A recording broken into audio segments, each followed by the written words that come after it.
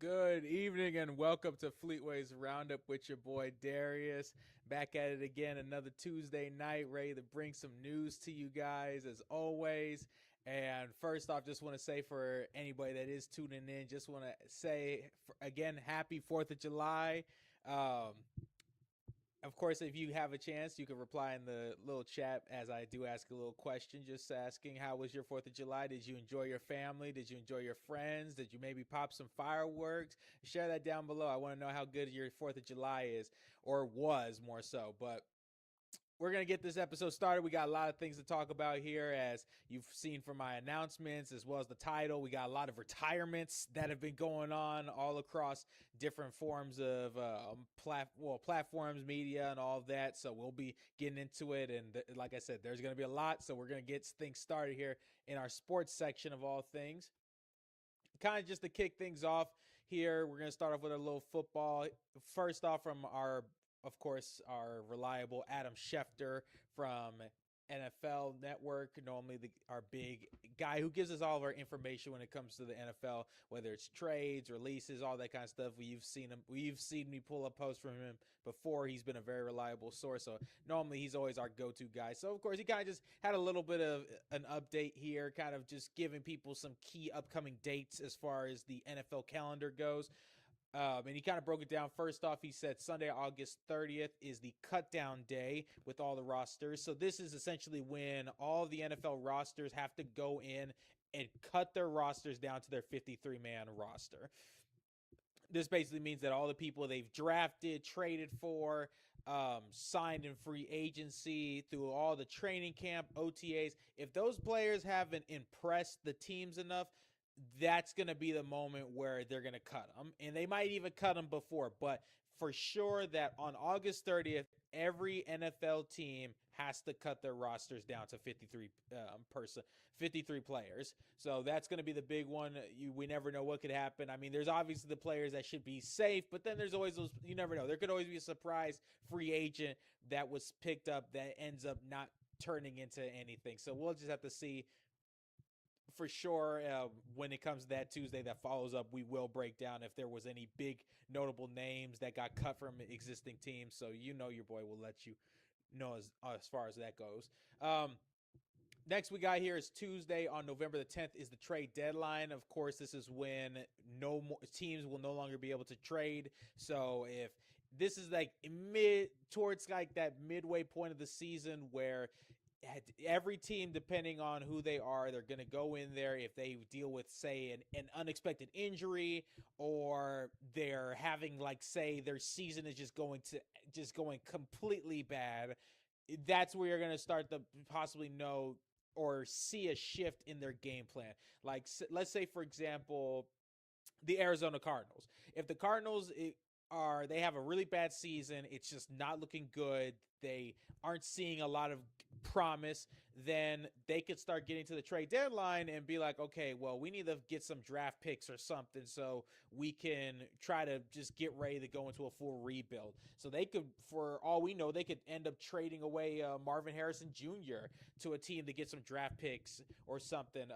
They could trade away Trey McBride, which I mean, those two players are probably some very far outliers, but still, it's a possibility. Another player we kind of talked about with the Cardinals that could get traded around the deadline is Josh Sweat, the edge rusher, who the Packers have been very interested in trying to get, but the Cardinals are putting a really high price tag on him that the Packers just don't want to really go for, and I don't blame him, because as good as Josh Sweat is, he's not worth the second rounder. And so again, it kind of falls into that trade deadline is really where where any player could possibly get sent away, depending on how a team's season is going. Whether it's the team wants to acquire a new player because they feel like they're on the precipice, the edge of making it to the playoffs, so they're like, we just need that one player to finish it off, or it's a team that's like, this season's over, we're clearly not going to make it, let's go and start getting some future draft capital so then we can be prepared. So that's a date we got to keep our eyes out for. Of course, Sunday, February 14th, the Super Bowl at SoFi Stadium. I don't even need to go into detail. Everybody knows the Super Bowl. That's the big football event. That is football's version of the World Cup, World Series, NBA Finals. You already know about that. Then Monday, March 1st through the 8th is the scouting combine in Indianapolis. Of course, that is when we have the future um, draft prospects, as they will show up to the combine to kind of show their talents. That's where teams are there. We've talked about it. Funny enough, it's crazy to even think that this show, we were starting at that kind of early beginning of the combine, talking about some of the players, and even talking about when Aaron you might remember from one of my first few episodes, we talked about breaking down like Aaron Glenn being at the combine falling asleep and stuff. So it's kind of crazy just thinking about like that it already feels like this year is almost over, and that we'll be getting back into talking about the combine and draft picks and all that kind of stuff. So kind of just crazy to think about, but that's another date to keep in mind.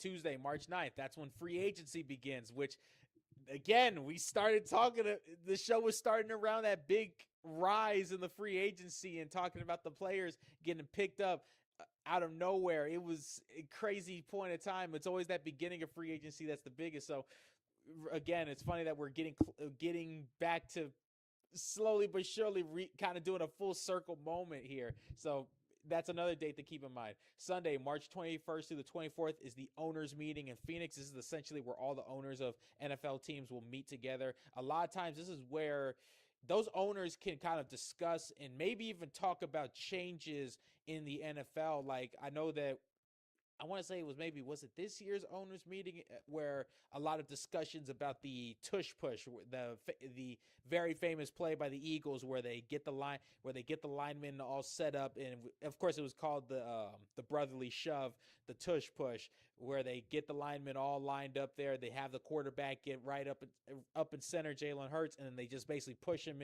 in for either a touchdown or for an easy first down.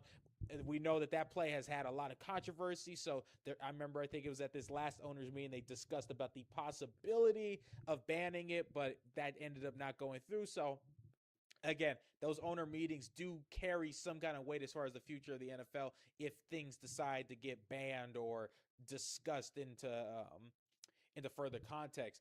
And then the last of the big dates that he describes is, of course, Thursday, April 29th through the May 1st, NFL draft in Washington, D.C. So, of course, another full circle moment. So those are just some dates to be keeping in mind that definitely, our show will be keeping our eyes peeled if anything breaks as far as that, especially the cut down day, to kind of just see if, like I said, any big names get cut from any teams that had possibly traded or even signed them in free agency. So we definitely will be paying attention to that. Next up here, as far as the NFL things, we kind of just have some nice little news here with the Detroit Lions wide receiver, Amon-Ra St. Brown. He has officially engaged his high school sweetheart. And as you even see from NFL, congratulations to Amon-Ra St. Brown and Brooklyn Adams to their engagement. High school sweethearts, Amon-Ra St. Brown and Brooklyn Adams are engaged. So we see him proposing to her on the boat. And yeah, I mean, you always know those are always some little cute things to be seeing when you have those people that they were dating in high school and they've been sticking it out all the way through. Always just a nice little like, oh, that's sweet. It's sweet to see them stick it out all the way, and now they're officially married. And hey, you married a football star, so I know he treating her well. So congratulations to Amon-Ra, and wishing them a happy future for sure. But just wanted to share on that. Next up, we have kind of some free agency signing news. Former Dolphins cornerback and even former famous Packers cornerback Rasul Douglas was planning to sign a one-year deal with the Washington Commanders up to $3.8 million. Douglas spent last season with the Dolphins, where he started 13 games, and he's a guy he's definitely carried around for quite some time. He's played with the Eagles. He was originally drafted by the Eagles in 2017. He then moved on to the Packers, where he did make a name for himself. There was a lot of Packers fans that are even kind of hoping we would maybe sign him to a deal. Sadly, that did not turn out to be the case. A lot of people really thought so, because he even, when asked by reporters, he said he considers Green Bay home. He considers that one of his best experiences in his career. And so a lot of people thought that maybe a reunion would happen. Sadly, that's not the case. I guess the Packers just weren't really feeling being aggressive and trying to sign him back. So now he's going to be returning to the NFC East and playing for his former team that drafted him and their rival in the Commanders. So I think they're getting a good player. While he is in the older side, he's a guy who had a really solid season with a bad Dolphins defense. So they're getting a good defender there, and we'll see how well he performs under Dan Quinn and the Washington Commanders. So we'll see how that turns out. Next up here, we have some other news about another cornerback that we've talked about on the show, Terion Arnold, the cornerback for the Detroit Lions. We talked about his whole situation, and essentially our kind of recent update we got from Adam Schefter is that the Lions have officially waived Terion Arnold, aka basically meaning they've cut him from the team.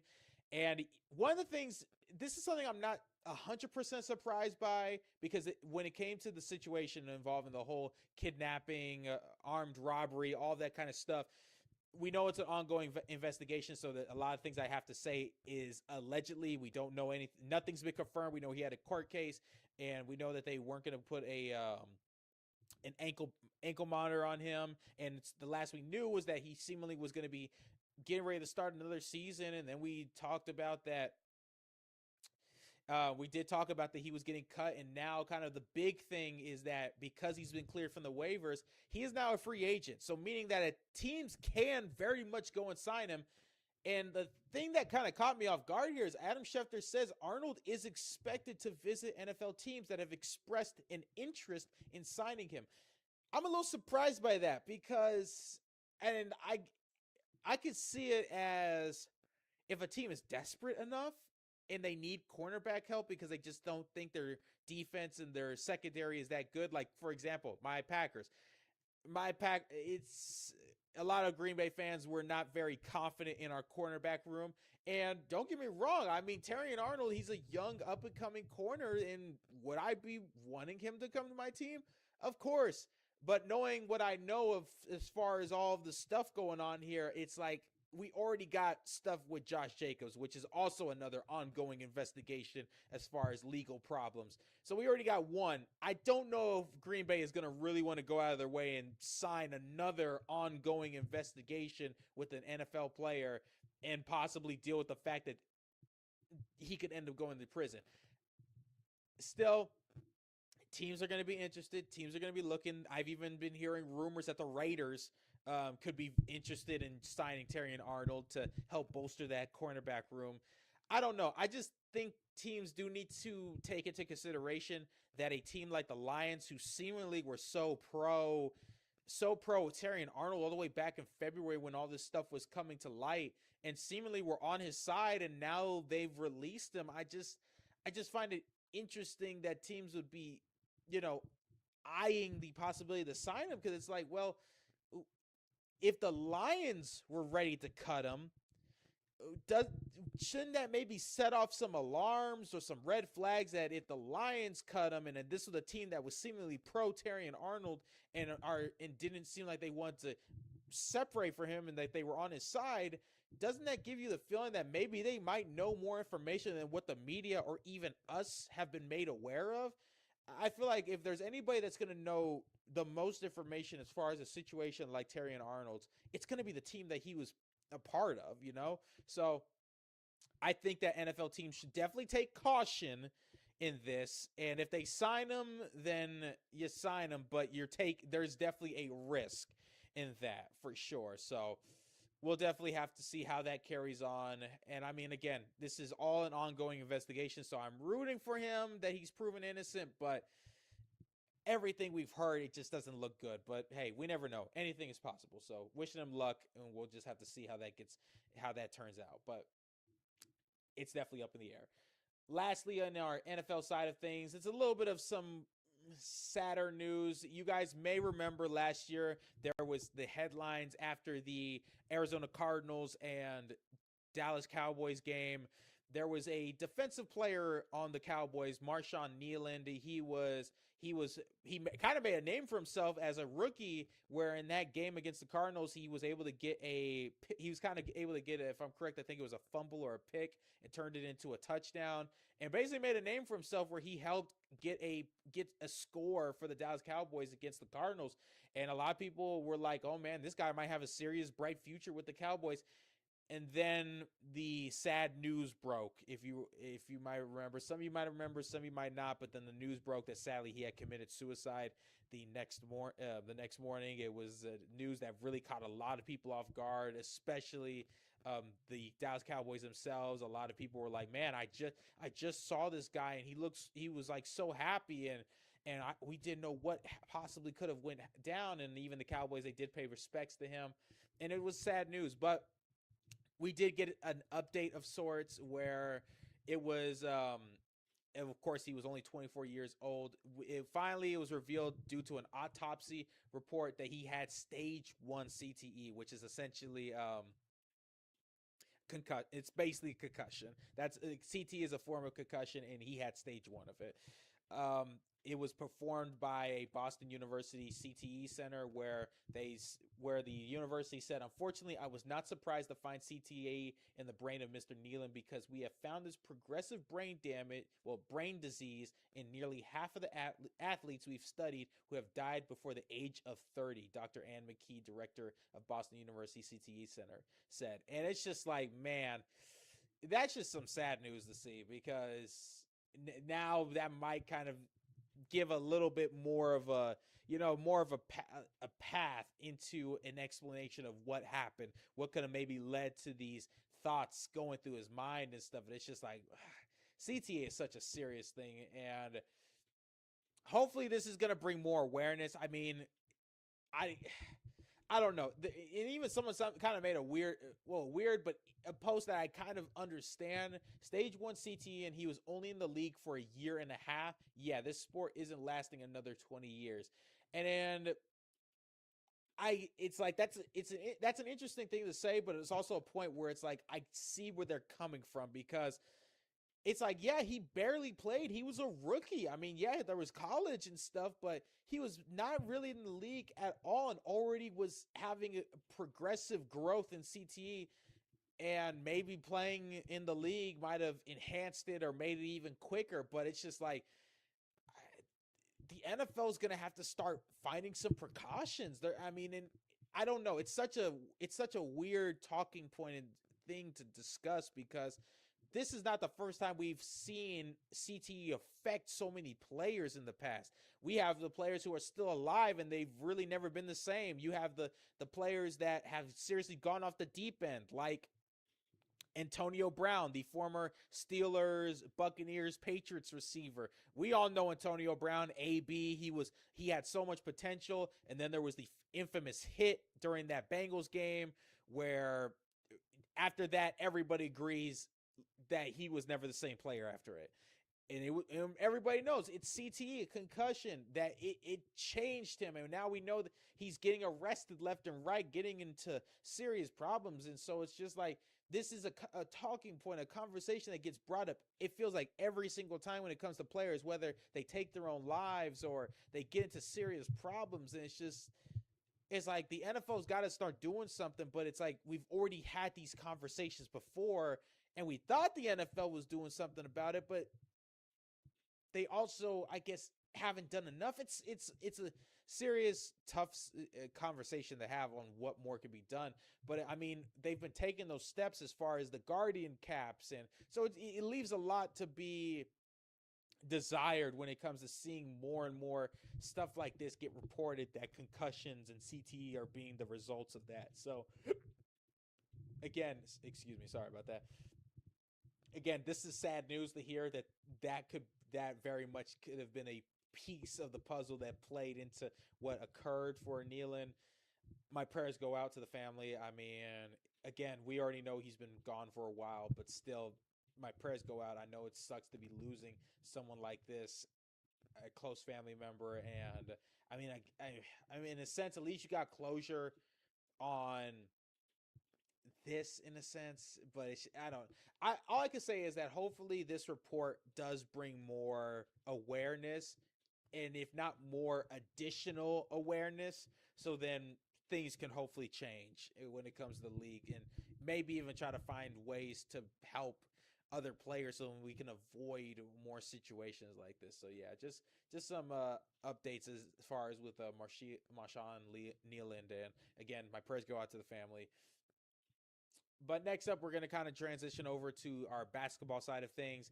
As from Shams Charania, we've talked about him a few times before in a few past episodes. He's essentially the Adam Schefter of the basketball world. He kind of announced, well, not announced, he more so gave out a statement from the Milwaukee Bucks involving Giannis and the whole trade to the Miami Heat, where the Bucks owner Wes Edens, Jimmy and Dee Haslam, and Jamie Dinan, they essentially kind of gave it a, because of course a lot of Bucks fans, Milwaukee fans are like, man, it sucks to see him go. Like, why did this happen?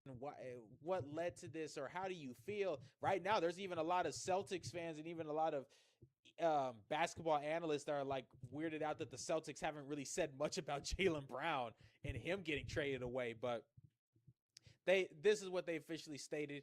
I'm probably not going to read the whole thing because, as you can see, this is a long statement. But they essentially said, from delivering a championship to transforming our franchise, Giannis's impact on the Milwaukee Bucks is lasting and profound. We are incredibly grateful for what has been a remarkable and historic journey together. For 13 seasons, Giannis gave everything to his organization and inspired our city with his relentless drive, humility, heart.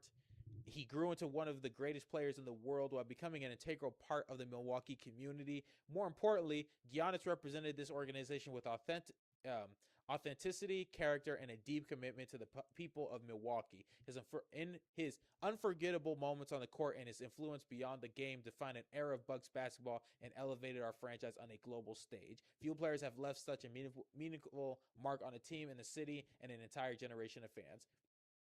So basically, as you can see, it's a statement of them kind of just sharing their thoughts on Giannis and kind of just reminiscing on their history. And yeah, it sucks and it's crazy. 13 seasons. That's a long time for finally a chapter to close for both the Bucks and for Giannis himself. So I wish luck to both teams, both Milwaukee, that they're able to figure it out and be able to make a bounce back, and that them sending him away isn't the end of their team in making a name for themselves, and also for Giannis, and that hopefully he's able to find a spark again, and that hopefully him going to Miami does end up leaving much to be desired for his future. So again, hopefully this leads to something big for him, and we'll definitely be keeping an eye out on it as well. See what happens on both sides of the ball. But again, wishing both the team and Giannis lots of luck. Next up here, as far as NBA news, we got some free agent signings. As one of the big free agents that went off the board was Rui Hachimura, who was last with the Los Angeles Lakers, who had some impressive moments in that playoff run. He proved to be a pretty reliable player to help out, even though it didn't do much for the Lakers when they played up against the OKC Thunder. But overall, he showed a lot of promise of being able to assist in the being an offensive piece to the puzzle. And so, of course, he was a free agent. There's a lot of rumors going around of like what teams could possibly inquire about him. Well, he's finally made his decision, and he's deciding to stay in Los Angeles, but this time he's going to the Los Angeles Clippers, signing a 2-year, $28 million deal where, again, he'll be staying in Los Angeles. So I guess he didn't want to leave LA. And I mean, a lot of people will say, who can blame him? A lot of people don't want to leave LA at the end of the day unless you're LeBron James. But yeah, so he's staying in Los Angeles, and he's going to basically a same city rival in the Clippers. So we'll see what happens there. Wishing him the best of luck, and hopefully he's able to make a name for himself there. Another free agent signing that occurred, well, not free agent signing, but more so a release. DeMar DeRozan is being waived from the Sacramento Kings, so officially that means he is getting released. This makes him this definitely now propels him as one of the top free agents, because at first some of the top free agents were Rui, LeBron James, and so on. Now he definitely propels himself as a top, like everybody's going to be looking definitely going to be eyeing him as a possible piece to maybe help them out. And I mean, I can't suggest any teams, and I mean, I could easily try to suggest my team, but hey, I'm not gonna save my team. You know, you don't want to do any of that. I gotta try my best not to be biased at all, but also too, we just got some breaking news here where a trade has just happened where the Mavs are sending Chris Middleton to the Wizards as part of a deal including the Clippers, the Pistons, the Bucks, and the Grizzlies. So definitely as we continue the show, we might be able to get some more information on that here. It says this was reported by Sham, so I know this is a little of a detour, but we might actually go and see what is going on. Okay, woo, this is big. Okay, let's see. What do we got going on here? So, Shams Charania, Dallas is sending Middleton to the Wizards via sign and trade as part of a larger 6-team deal that includes in total the Mavericks, the Wizards, Clippers, Pistons, Bucks, and Grizzlies. It involves previously agreed upon deals such as John Collins, Gary Harris, and Taurean Prince, Detroit, Isaiah Stewart, Memphis, Santi Aldama, Mavericks, Karis LeVert, Bucks, etc. He also reports as part of the elaborate 6-team trade, the Washington Wizards are sending D'Angelo Russell, a future second round pick, and a future second round pick swap to the Memphis Grizzlies. Wow. Okay, huge little trade there. I mean, you don't really see that a lot when watching my show, y'all, where breaking news just happens mid-show. But since we're in the NBA section there, that's just something I at least wanted to break to show that we do be staying active, to be paying attention to that. So saw that notification come through on my phone, and Shams, he did report on this. So wow, big news, and a lot of teams involved in that trade. So there goes D'Angelo Russell. He's going to the Memphis Grizzlies. My bad, a little stumbled on the words there. But we're gonna keep it pushing. Another thing reported by Shams Charania, the another free agent signing occurred with Quentin Post, where he is reportedly signing a 3-year, $30 million contract offer sheet with the Memphis Grizzlies. Sources tell ESPN. Here's the thing, though, is that the Warriors have until tonight at 10:59 p.m. to match the offer. So essentially meaning if the Warriors can't come in and basically say, hey, we're going to offer him this for him to stay with us, the Grizzlies will get him. So we just talked about the Grizzlies getting D'Angelo Russell, and now the Grizzlies are out there going and getting Quentin Post, a guy that I've seen a lot of Warriors fans, and I've watched him too. He has a lot of offensive capabilities, but he's a guy that hasn't been able to really stay healthy.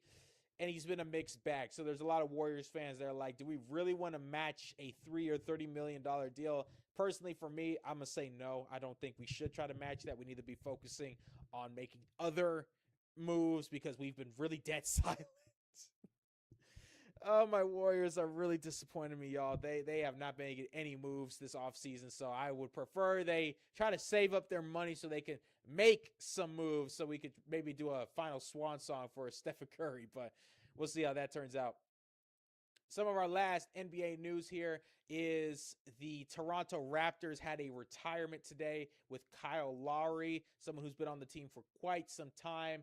And we kind of have just a little video here where Kawhi Leonard, someone we did talk about in, I believe, last week's episode, who got traded from the Clippers to the Raptors, returning, as we got this little video of him appearing in attendance for his retirement. So we're just kind of play that video here in the background. As you see, I'm kind of just Kawhi Leonard here, just kind of walking up. He's in the building with the Toronto Raptors. If I'm correct, just from memory, Kawhi Leonard and Kyle Lowry, they were both on the Toronto Raptors when they won that championship together. So there's that connection between the two players. So it's nice to see that as soon as he got traded to the Raptors, that he wanted to show up for his teammate, and that's just a nice little moment there, just to see that he's there to support his teammate and announcing such a big moment overall there as far as of retirement. So, of course, one chapter closes and another chapter opens with Kawhi returning back. So just a nice little moment I wanted to share with you guys. But we're going to transition over to kind of an ongoing thing, as of course that's something you do gotta love with sports, is that when one sport ends in its big event, another sport starts or is already ongoing. So there's never really a dull moment. It always just depends on what your preference is. And of course, when we had the end of the finals, well, we had soccer, and right now, currently, we have the World Cup, which is the biggest, considered to a lot the biggest sports event out there.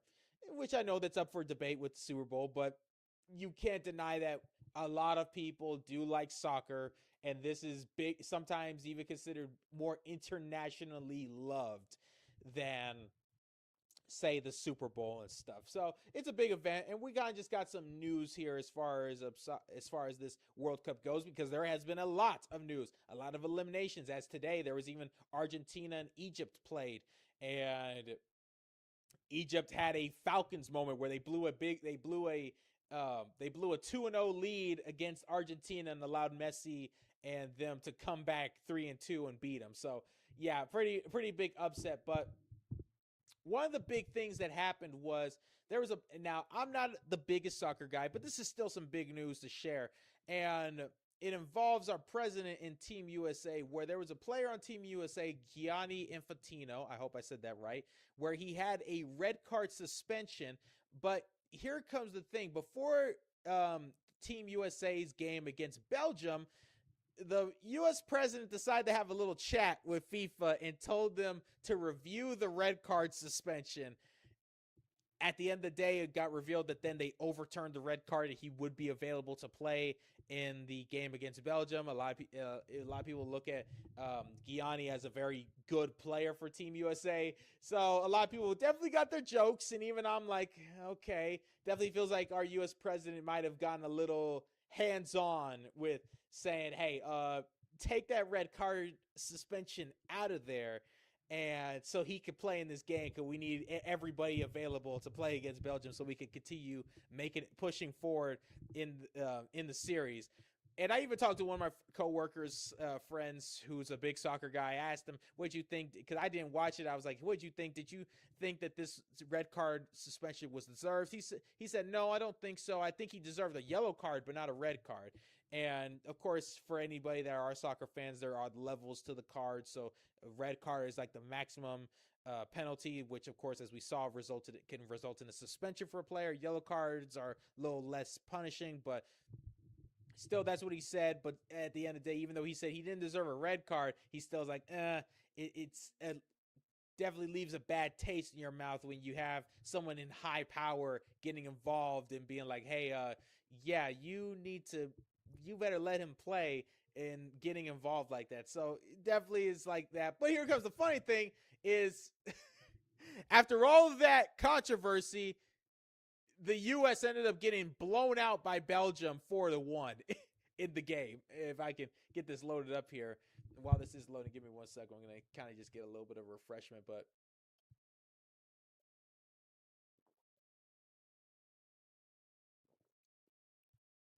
I am trying to get it to pull up here. Sorry about that, y'all. Really wants to be acting weird on me.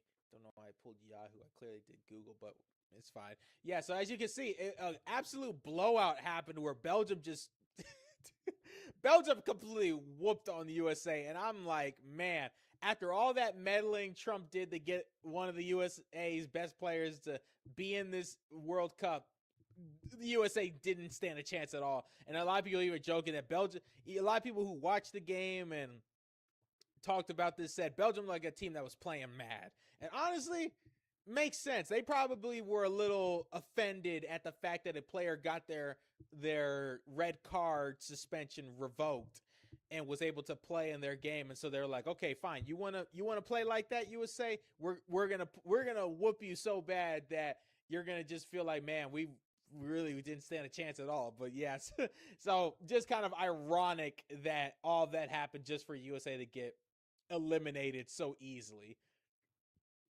But some of our other little soccer news here is during the World Cup over the weekend, we had an announcement of a retirement where Neymar. He has officially announced his retirement from international football, where his quote is, I tried, I tried. It started here at MetLife Stadium, and I finished here. It is now over. And Neymar, he's been around for years. I've heard his name passed around. Even for a guy like me that hasn't watched a lot of soccer, I've always heard the name Neymar get thrown around. He's been an essential player for Team Brazil. And he's been a good player, and as you can see, this is just kind of an image taken from. You even see in the comments, thank you, legend. Like he definitely carried a lot with the team and with his name. And yeah, so again, it's just a moment of time similar to when you hear a football player announce their retirement or a basketball player announce their retirement. Again, another veteran player that's saying, "Yep, I'm wrapping it up. I'm putting the cleats up. This is it for me." And again, he's built a really solid career for himself. So, I mean, congratulations to I mean, congratulations to Neymar for making such a name for himself in soccer and building such a career. And go on, you've done good. So that's one retirement. But hey, there's even another retirement possibly coming up here where there is a possibility because another famous football player, Cristiano Ronaldo, as Portugal got eliminated in their game over the weekend. As you can see from these still frames, you could tell he was completely heartbroken in this loss. And the reason that there's a lot of heartbreak in this loss here is because there has been a lot of reports coming out that seemingly this could be his last time being in a World Cup. And whether this means that this could be his last time playing for Portugal or his last time being in soccer, no one knows 100% for sure. But I mean, with the reports coming out, and when you look at the expression, that does look like a guy who is kind of battling with the terms that he may be done, whether it's being done with soccer or being done with Portugal, which I don't know if he'd really be done with Portugal per se, and just more so could just be done with the game of soccer. But again, another legend similar to Neymar announcing retirement is crazy. Just to be seeing these players, the players that, even like I said, I've never watched a lot of soccer. This is like this World Series has been the most I've been watching, and these names that I've heard get tossed around so much, now finally like making these big announcements. It's like, man, that's crazy. That's a big generation shifting, So if this is it for him, wishing him the best of luck. And I mean, again, similar to Neymar, he's built a career for himself, and he's going down a legend for sure. But next up here, we're going to kind of move on over to our animation movie side of things, as we got finally our first trailer for the Last Airbender movie that's supposed to be coming out on Paramount Plus, titled Avatar: Aang, The Last Airbender. We talked about this movie. You guys may remember a couple weeks ago, we talked about this movie because it was a movie dealing with a major leaks, where some hackers had gotten in and found a way to get the entire movie, leaked it online. I mean, it got successfully removed, but sadly, a lot of people ended up watching it fully. A lot of hard work from animators got basically thrown down the drain. It was a big fiasco. And this turned a lot of people off on Paramount, because it was like, man, this movie was supposed to release in theaters. So not only are you screwing over all the creators and the animators and the voice actors that worked their hearts out in this project, screwing them over by taking away its theatrical release, your security was so poor that it got leaked, and now it's just like more damage. But Paramount, I guess their big change they made was just to kind of move up the release date, as it will be releasing July 25th on Paramount Plus, which is that's only 18 days away, which is crazy to think about. I will definitely be watching it. As a kid, I grew up when watching Nickelodeon and Nicktoons, watching a lot of Avatar: Last Airbender. It was a fun watch. Grew up watching that show, and I know any people who were born in the 2000s, even earlier, that was still in their teenage years, grew up with the show. It's a popular show for a reason, and it 100% deserves a movie. And it's supposed to be apparently there's supposed to be multiple movies coming out, which I don't know what's the future of them because Paramount is in such a weird state. But we're not gonna get into that rant. Again, it sucks to hear all that's happened. We're not gonna play this trailer because I know how Paramount is. Paramount is very, very strict when it comes to showing off stuff from them. So all you're going to kind of just get is me announcing it. But again, at least we got this announcement. But one thing I can share is at the end of the trailer, the creators put a nice, really sentimental, cute, sweet message at the end where they kind of thanked the fans, and this is what they put at the end of the trailer if you watched it all the way through, and they said, "Thank you, fans, for your dedication and your passion. This is for you." Basically, this was kind of their way of thanking fans that after everything that's happened, all the leaks, all the hacking, all the stuff that's happened, and for all the fans that have patiently waited for the film's official release, they're just saying, thank you guys for having that faith in us to still be able to release this project without spoiling yourself, without watching the movie, for waiting it out for us and respecting our effort that we put. And you could tell this is big news because as you can even see, this post from Discussing Films has 1.1 million views. So that's 1.1 million people on Twitter that have looked at this and looked at this image and felt some kind of way, and 51K people liked it, and so on and so forth. So again, you're seeing a lot of people grew up with the show, and a lot of people have a lot of respect for this series. So again, I mean, they're saying thank you, the fans, for your patience and dedication. But I just want to say thank you guys for giving a lot of 2000s kids a childhood with your series, and hopefully this is able to break numbers in the streaming platform, become one of your I hope and pray. I'm praying that God gives a lot of prosper to the creators here, that they're able to find huge success, that this ends up becoming one of Paramount's most viewed streaming movies, and that Paramount turns around and is like, man, we shouldn't have removed this from theaters, and we should have released in theaters, and we would have made a lot of money, and let's keep this ball rolling. So I'm wishing them the best of luck, praying for the best of luck, because I know a lot of effort went into this film, and they're staying as strong as they can, even though all the stuff that's happened in between. So again, wishing them the best of luck with that.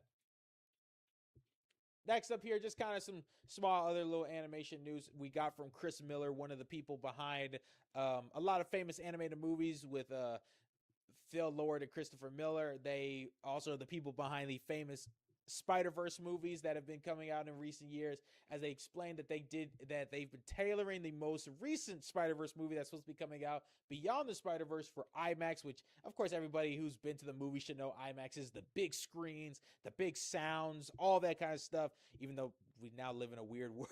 We live in a weird world now where now there's 4DX and 3DX and all of these shaking chairs and stuff. Like, I remember the days growing up as a kid when IMAX was the big deal. IMAX and 3D was the big deal. Now we got 4DX and the shaking chairs and all of that, and that's now the big new thing, which is it's crazy how this world keeps changing. But they kind of just said here, we're actually going today to the IMAX HQ to see what the footage looks like at scale and make sure that it has the resolution that it needs to look gorgeous.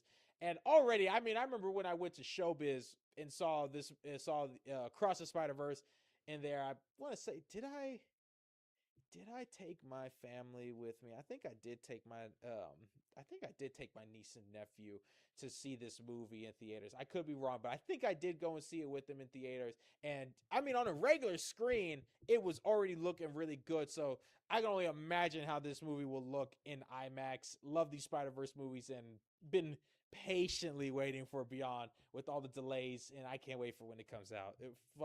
Fun franchise, and I can't wait to see how they wrap it up. So just a little update on that. Next up, we had a horrifying update here. I know we went from something as beautiful looking as a Spider-Verse movie to something as horrifying as this. We got we've talked about this live action remake a few times on the show. We got our first look at live action Puar and Hey Hey and the live action Moana remake. I remember when when the first Moana movie came out, when me and my mom went to go and see it back in 2016 when it came out in theaters. It was a fun movie. I enjoyed it. It was a lot of fun overall. And again, Disney is back at it with the shenanigans with another live action remake. And it's just like, yeah. First comment for the SpongeBob movie, my eyes. I am in a full agreement there. I mean, I just don't get it. Why? Why do you guys keep trying with these live action remakes? It just never works out for you guys, you know? They look so horrible. Oh my! I don't even think I can. I don't even think I can keep looking at those eyes. They look so horrifying. You can't take these animated animals that are so expressive in an animation format, and then they think it's going to be able to translate perfectly well in live action. And oh my goodness! Oh my goodness! Like, oh, it looks horrible. I mean, and there's even been a lot of reports too, because there's always those analysts that kind of break down when movies on their box office. There's a lot of reports saying that this live action Moana remake could be a serious box office bomb when it comes out. Maybe even worse than Supergirl, which I know there's a lot of animation people, even a little bit of myself, that's like kind of hoping it bombs so that Disney will stop making these live action remakes. But at the same time, I'm also trying to be humble and not be wishing for people to see their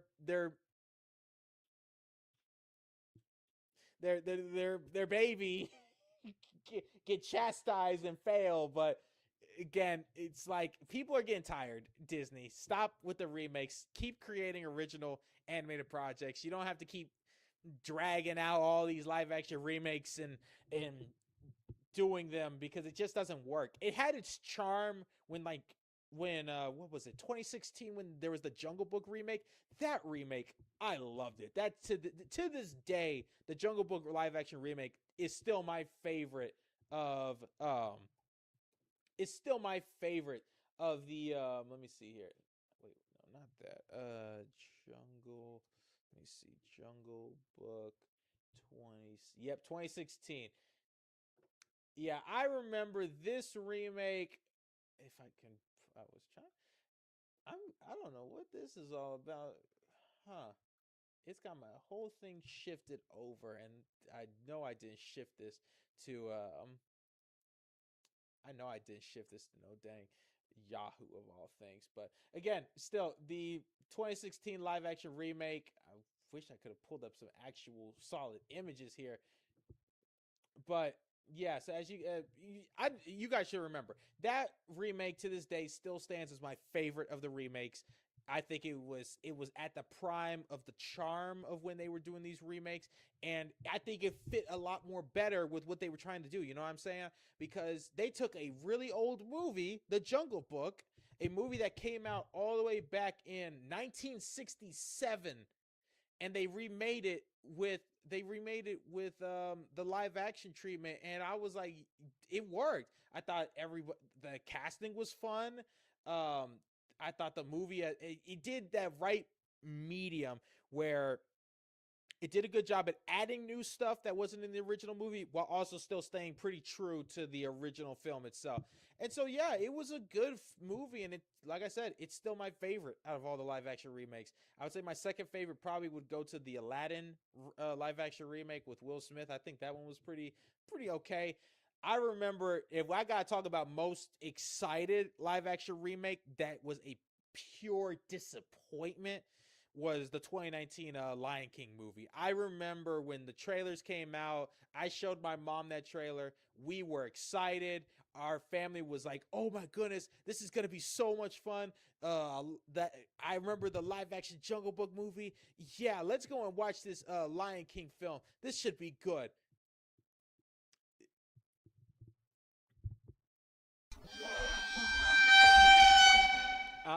It was not it. They failed miserably. The movie looked bland. It didn't have any color. It had no sauce. It had no vibes. It had nothing. And I mean, they didn't even try. They didn't even try to really change the film up. There was like maybe a few little things they changed up that was a little different from the original. But other than that, it was just a slog. And once we got out of the movie, I remember I think I asked my mom like, "What did you think of that movie?" And she was just like, "That movie." She was just like, "This movie was not it, son." She was like, "It is not it." And everybody was like, "Yeah, I could have waited." Everyone was like, "Yeah, we just wasted our money. We could have waited till it came out on streaming or something." Yeah, that movie was biggest disappointment of the live action remakes for sure. But again, as you saw, we got our first look at some of the characters in that live action Moana remake. Looks horrible. Share down below what you think about how they're doing that. Do you think they need to finally stop with these live action remakes, or do you personally enjoy them? I don't know. Some people might actually like them. There are people that do find a charm to them. Me, it just has to be done by the right people. But speaking of upcoming movies, we did get kind of a while back. We did, well, not a while back, a little bit like a month ago, and even then, way before then, we had confirmation of the sequel. We are getting 24 Jump Street. Phil Lord has explained why the next Street movie is titled 24 Jump Street. Of course, it's to give you a little history lesson because there might be some people who maybe don't know. You might remember we had 21 Jump Street, 22 Jump Street. Those are the movies with Channing Tatum and Jonah Hill, which was then in turn a remake of the TV series that, if I'm correct, had Johnny Depp in it. And those movies were pretty funny. The first 21st Jump Street and 22nd Jump Street were some fun watches. And I remember when we had the rumors that a sequel was going to be happening, but we never heard anything. People were like, did it get canceled? What's going on? We finally started to get the news that, yes, it's moving forward. And Phil Lord explained why they're calling it 24 Jump Street. He said, we developed the 23rd Jump Street, and I think this is just out of respect for that. We're calling this 24 out of respect for the dead. So it's finally a little inside joke there. And even then, this is like their little teaser image they had made. They had made where it said, it took so long to make, we had to skip one. Because yeah, this was the tease all the way back when 22nd Jump Street was done, of 23rd Jump Street medical school, with the headline "Turn Your Head and Call." But yeah, so as you can see, they had a 23rd Jump Street, but it's like the tagline says, it took so long to make this 24 Jump Street, we just had to skip the 23rd and go straight to 24. I can't wait for that. Again, I said those first two movies were very funny, and it'll be interesting to see, can Jonah Hill and Channing Tatum even still tap into that chemistry with each other that they had in those first two movies. And again, I mean, years have passed. They ain't the same young people that they were when those first two movies came out. So we'll see how that all turns out. But I'm overall excited. You share down below, what do you think about 24 Jump Street? Are you excited? Did you watch the two movies, or did you maybe grow up watching the series that was coming out way back when? Share it down below, your opinions. Next up here, another retirement. Like I said earlier at the starting of the show, a lot of retirements, where we got some reported news by Covered Geekly that Patrick Stewart has reportedly completely retired, and that his final role in acting will be Professor X in Avengers Doomsday. Which, I mean, if you've seen the trailers for any Avengers fans or even X-Men fans, you saw he is in the movie. And reportedly, it's being said, they even said from via Christian Harloff, one of the reporters, that now this is again reportedly, so take it with a grain of salt. We don't know 100% for sure, but reportedly his last acting role is going to be Professor X in Avengers Doomsday, which, legendary actor, he's been in so many movies. I mean, we already know he's been knighted. He's now officially Sir Patrick Stewart. He's been in a lot of films. He's had an iconic voice. And again, I mean, thank you for a lot of the memories, Patrick Stewart. So if this is really the end, and that this is his last performance in acting, what better way for his last acting role than to be Professor X in Avengers Doomsday? One of his big roles that people always think of when you say Patrick Stewart. A lot of people think of Professor X from the X-Men film. So again, if this is it, I salute you, sir. You've definitely brought a lot of movie memories, and hopefully it'll be nice to see where life takes you into your retirement.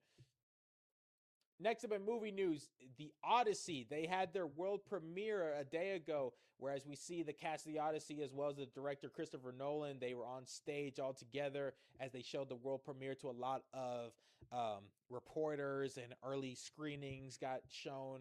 People got to watch it, which we actually will be going into the reviews in a second here. But you can just see the lineup of the actors and cast. I even saw a report that Travis Scott is apparently in this movie, and I'm like, oh boy. When I watch the Odyssey, is he like a noticeable?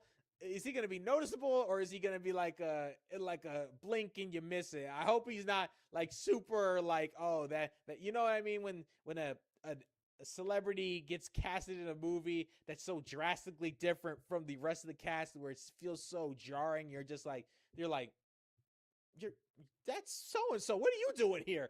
So hopefully it's not like a serious takeaway from the film. But again, we talked about this movie. We talked about the promotion for it, and again, it's of course garnering a lot of buzz because of who's the director, Christopher Nolan, who's done so many famous movies like the Dark Knight trilogy, Inception, Tenet. He's definitely carried a name for himself as being a well-known, respected director. Um, Oppenheimer, and so on and so forth. So again, this is next big film. And speaking of this film, we're going to talk about two early reviews here. I don't want to spend too much time on it because I know we got to keep the show rolling. But one of our first little reviews, someone that I have seen talk before. He is someone who is an editor for Discussing Film. He gave his review for Christopher Nolan's Odyssey. And so this is one of our first reviews. As he says, the Odyssey is a staggering achievement. It boasts spectacular and even terrifying set pieces that feel like Christopher Nolan fully embracing the horrors of Greek mythology, yet how he tastefully recontextualizes the story for the modern day is what has kept my head buzzing. In a world where pride, ego, and entitlement continue to fuel wars and endless bloodshed, Nolan uses Odysseus' ancient tale as a channel to question what it would take for us to truly forgive our past sins. Epic and meditative in equal measure, the ending left me soaring with hope. So, a very positive sounding review there for the Odyssey. So it's nice to be seeing that, as far as when it comes to that, a lot of buzz, a lot of using a lot of those like words that make you be like, oh, is that right? Yeah, okay, you gotta use those buzzwords. So that's one review that's been released. Another one for another person from Discussing Films, Jacob Fisher. The Odyssey is an incredible visual epic with some thrilling action set pieces and moments when Christopher Nolan leads into horror in such a cool way. All of the cast are on their A game in this film, but Tom Holland and Himesh Patel stood out as surprise favorites to me. With some images here from the movie, and so yeah, that's really kind of it for let's see. So then there's a little joke here where someone says, "Does Travis sing 90210?" No, but I think the sequence of him singing "Fiend" to Telemachus was a little much. a little joke. He probably didn't really rap in the movie, but still fun. It's still funny. It's always fun to make fun of that kind of stuff. But yeah, so another positive little review there, and it's going to be interesting to see once it starts getting more and more buzz talking about it, to see how well it gets received by audiences and critics.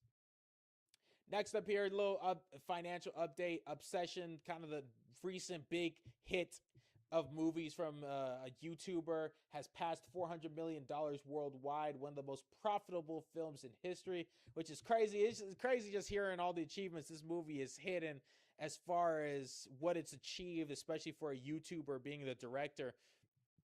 And it's at this rate, it's not like it's going to keep hitting new strides. So again, just wanted a little update on that. Again, we're not really staying on a lot of this kind of news, but just wanted to update as far as with it. But speaking of Obsession, the main actress in that movie, Indy Navarrete, who really was a standout in that film from what I've heard from a lot of reviews, she has reportedly said that she would be interested in doing a Marvel film. She also mentioned that she recently met Jake Schreier, the director of the new X-Men film, Which the reason that this definitely raises eyebrows is because, well, we've known that that's the direction Marvel and Kevin Feige kind of want to go after Secret Wars and Doomsday, is to kind of start to introduce the X-Men, start kind of introducing them more into their new rebooted universe. And so we've heard the reports about the new X-Men film that's going to be a more younger cast, no Wolverine in this movie, that they're going to really focus on the original X-Men before basically the team that preceded Wolverine joining. So if I'm correct, I think that's Jean Grey, Beast, Cyclops. I don't think Storm was part of the original X-Men, but I could be wrong. Rogue was definitely not part of the original X-Men, not Gambit. I want to say I think Havoc, another character. So that was like the original team before a lot of the more iconic. And I know there might be some comic fans that are like, well, they were all iconic, but there was the ones that were like their faces. So it'll be interesting to see who they cast her as, especially, I mean, she definitely is a young and upcoming star. So you get her, kind of do what Marvel used to do, was getting those rising stars to put them in films and kind of help propel their star power and the stardom. So it'll be interesting to see who they cast. We already know who's going to be cast as Jean Grey, and that's Sadie Sink from Stranger Things and other projects. So we have our Jean Grey. So it'll be interesting to see who will she portray as far as upcoming mutants to be looking out for. So it'll be interesting. And hey, if she wants to do a Marvel film, what better way than to start with the X-Men, one of the most popular teams in Marvel history. Next up here, our final topic of news is the gaming industry here. We've talked about this a lot. We talked about GTA 6 and its shifts in the gaming industry, but there's been a lot of he said, she said. We've talked about how GTA 6 and that they weren't going to have a physical release for their game. A lot of people were like, oh no, they're saying they're going to release physical in December. And then it's like, actually, they lied. They're not doing that. Well, PlayStation, a lot of reports and rumors were coming out that they would possibly be shifting from cutting out physical media. And we've talked previously about this show, why this is a bad thing, because if they get rid of physical media and everything is digital, you don't own anything. And that's been proven because of a lot of people who bought games digitally getting their games removed from their libraries, and they can't do anything about it because there's things in special writings in the terms and conditions where everything you buy digitally, whether it's renting a movie, buying a movie digitally, buying a game digitally, heck, even buying songs digitally, you do not actually own it. You are only buying a license for it, and as soon as that license goes out, they have full control to do whatever they want with it. And so yeah, this has definitely been a huge talking point. And well, we got our big statement. I'm just going to kind of summarize it. I'm not even going to go into the website here. They basically said they confirmed the rumors, they confirmed the fears. They will no longer be doing physical media as far as with the games, as well as they are shutting down the PS3 and PS Vita stores. This has turned into a humongous backlash where we have seen where it got so bad, the PlayStation account on Twitter basically went MIA for 5 whole days. This was the last post they had made in talking about this for 5 whole days. And it was just like, everybody was like, where'd y'all go? Everyone was like, where'd you go? It's like, you guys are so petty and pathetic that you can't even give an actual closure or statement about this shady, sneaky tactics that you guys are doing, and you gotta hop off. And even it got to the point where community notes were being posted on there that were approved. If you don't know, for anybody that don't be on Twitter, community notes are essentially where if there is misinformation being shown, or maybe it's being vague information, someone could go on, type up a note to basically be like, hey, here's some additional information for you. And it could and when it gets approved, it'll get posted on there. Well, there's been an ongoing battle where every single time a community note gets posted on this original post, even though PlayStation has been MIA for 5 days to talk about this, they haven't been MIA to keep deleting the community post to try to save face, and every time they delete it, a new one gets posted. It's been a funny thing to watch. And the most recent one that was posted was the 7822 digital physical split. This figure includes all games sold globally, many of which are digital only indies, live service titles, DLC, or smaller projects that never receive a physical release due to budget constraints. Yeah, and as you can see from some of the comments, people are like, this is not good. We're not owning anymore. What are we doing? Like, garbage. Everybody was upset about this news. And of course, there's even more breakdowns. PS3 and PS Vita PlayStation stores are closing starting August 2026. The end of physical disc will be ending on January 2028. So it's kind of like if you want to enjoy physical media and you want to actually own something, you better start buying the physical discs now. And now it's a funny thing because now, considering the era we're going into with physical and digital media, all those people who be owning those you know which kind of people I'm talking about. Even I'm a little bit of that too. Those people who have the racks of physical discs, those people are set for life because now they know for a fact they own that movie. They don't have to worry about it getting, because with digital, they can take it from you and you can't do nothing. Physical, you could basically say is, yeah, you're going to have to pry this from my hands if you're going to take this movie I paid money for. So it's crazy. But again, as you can see, they shut down the store in August of this year. Honduras, Nicaragua, Mexico, a lot of Latin America, Middle Eastern countries will get it shut down. Other countries will close in July 2027. So yeah, it's just a lot from bad news to bad news to bad news. It has just been horrible. And even then, Culture Crave had posted, PlayStation hasn't posted in over 5 days on Twitter X. Now, this was, of course, on July 1st when they made when they made the initial post. But yeah, so their longest span of not tweeting in years. The post announcing their ending physical game production currently has 8 approved community notes. So again, talking about what I said, how one community note gets posted, they try to delete it, it gets posted, a new one gets posted. It's like they try to get rid of it, but they can't. And even then, they joked, gamers waiting for PlayStation to tweet again. And this was on July 6th because they were still quiet. And he just got the Kingpin from Into the Spider-Verse clicking his pen. So again, it's still, even then, July 1st, this is during the time where we heard nothing. You see people like Devil Artemis, we just want to talk, and it's a clip from Predator where he's just like, hey, we just want to talk. We just want to talk. We just want to talk. PlayStation, come on, we just want to talk to you. And you see people are losing it. Sony deleting the community note only for Twitter to drop a new one for the 10th time. And it's the scene from SpongeBob when he's trying to destroy Squidward's clocks. So he destroys one clock. Squidward opens up a case revealing, I have more. And even another community, you see what I'm talking about? Another community note was posted right there. Sony has neither the customer support or account security to support in all digital.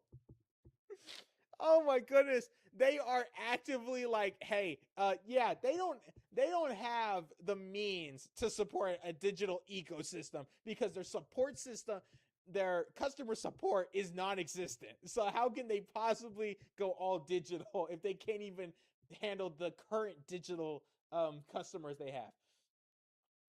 Even then, look at this. Sony's tweet announcing it's ending physical gaming disc production in 2028 now has several active community notes. So that was several. The last post we just talked about was 8. It also has surpassed 150 million views and not a lot of likes to meet it. It's just like, it's a huge difference. But they finally posted today at 6 a.m. They finally decided, hey, we are going to post and talk. And they didn't talk about the disc thing. PlayStation posted their first tweet in 6 days, and it did not go well. Over 50K comments and quote tweets in a few hours. Every top reply ratioed their post. Where their first post, they decided, how can we... So, take a moment. I'm Sony here.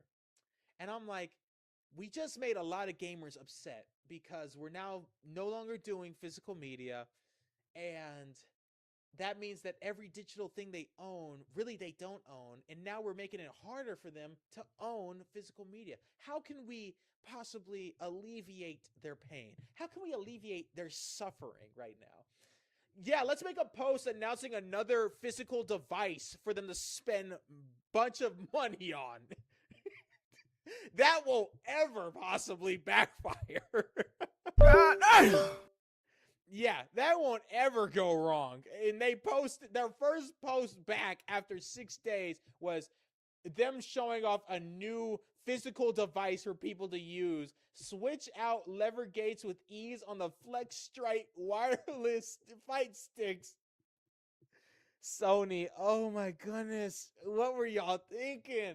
You're just asking to get cooked. And as you can see, I'm not going to read out what the person said, but someone said, give us physical discs. And you see, the post has 6.6K likes, but 43K comments. That's a lot of people who are raging at them. And even then, someone quote retweeted their thing, and they got way more likes than them. And as you can see, they took all their physical media to spell a very controversial message to Sony. But still, you're seeing the gamers are not happy. They're like, what are y'all doing? And this is what you decided to post after all these years while we've been waiting for a response. And even then, this is the fight stick that they showed off. And even someone I follow, like Thero, he said, will this product also be blocked in 132 countries along with Tokon, which is the Marvel fighting game? Yeah, that got blocked in a lot of countries. And it's like, dude, I don't know what Sony is doing. They are on a generational run right now of completely ruining their reputation. And even then, after they made this post, again, I'm not gonna read the QRT, but even another person posted a clip from Superman where they put Sony, and it's like Sony trying to ignore this.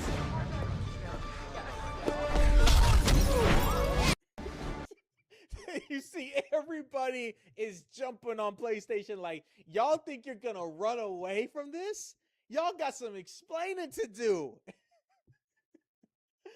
But yeah, Sony's in a lot of trouble. I don't know how they're going to make it back from this.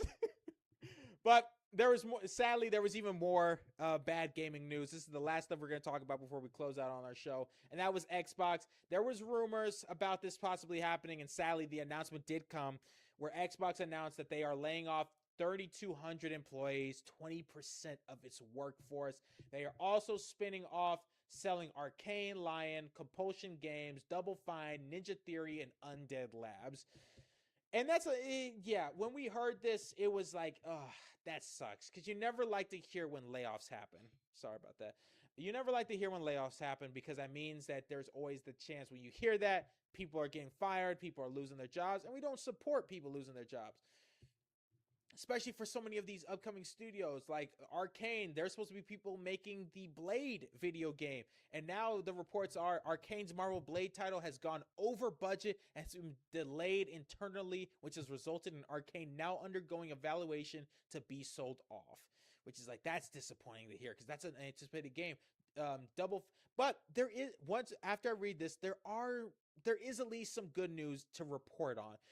Double Fine, one of the studios behind one of the famous platformers of Psychonauts, they said, once again, Double Fine Productions will be an independent studio. We're thankful to everyone at Xbox for 7 great years together and for working with us to reach an outcome which preserves our history and culture and returns ownership of our games to us. To everyone who has reached out to us these past few weeks, thank you so much for all of your kind words. We've been deeply touched by all your messages. We will share some news soon on what comes next. Your continued support is greatly appreciated. Tim and all at Double Fine.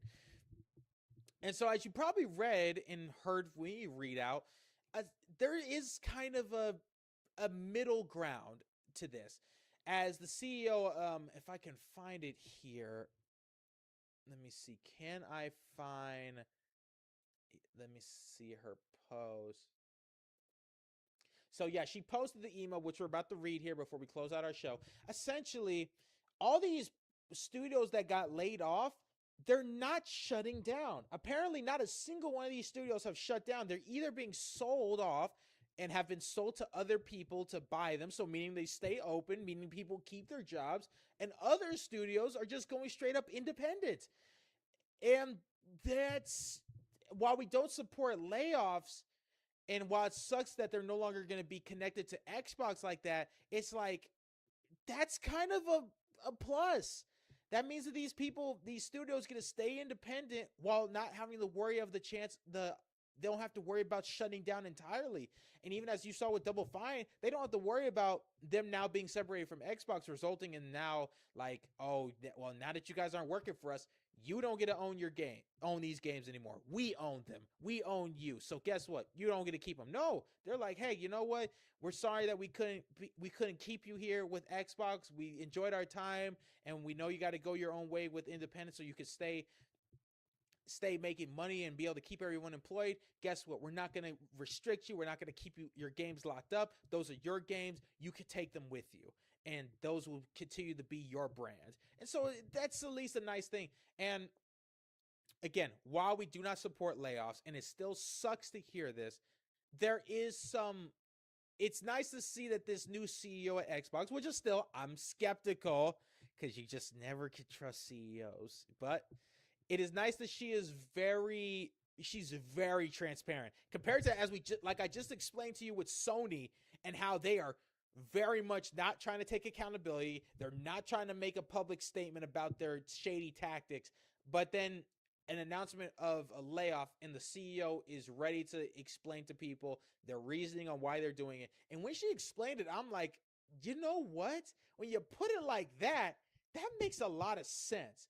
Now, I'm not going to read this because it is a long email that she sent, but she went into detail the email that was sent out to all the studios. But essentially, as I'm going to summarize it to you guys, she broke down that at the point of time when they had all these studios, they had now, if you are big in business and know this kind of stuff, you might understand why that's a no-no. She explains that when they had all these studios, they essentially had not one, not two, not three, not four, not five, not six, not seven, not eight, not nine, not 10, not 11, not 12, not 13, but 14 layers of management to keep tabs on all the gaming studios and employees that they had hired.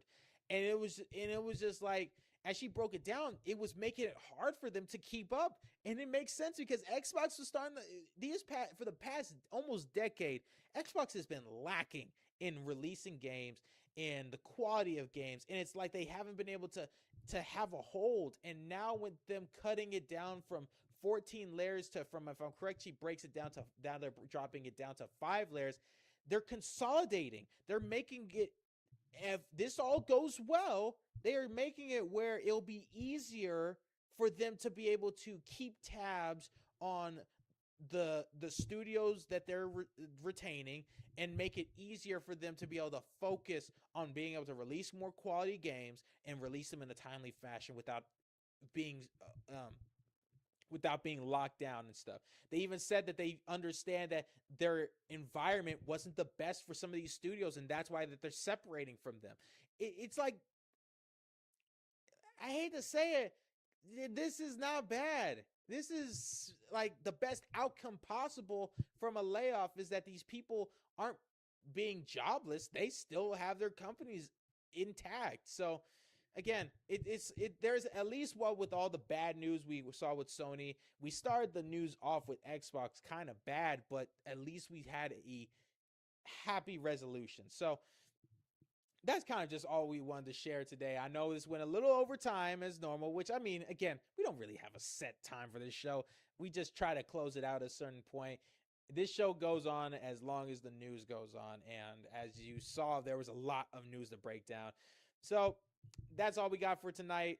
I love every single person. I just want to thank everyone who has tuned in, whether you tuned in on the live stream or you're tuning into the recorded videos on my YouTube channel. I thank every single one of you for showing your support. I thank God for giving me this opportunity to be here, sitting at this desk, sitting at this computer, sitting in this face cam, to be sharing news with you guys, so that you can be aware of what's going on and maybe topics that you're not very well versed in, or maybe that you have been interested in, but you're like, I don't feel like doing all the research and all that. That's what I'm here for, is to be able to provide that information, provide that news, so then you can be like, oh, that's very interesting. Okay, I might want to be interested in learning more about that. That's what I'm here for. So again, I thank everyone for tuning in. I love you guys.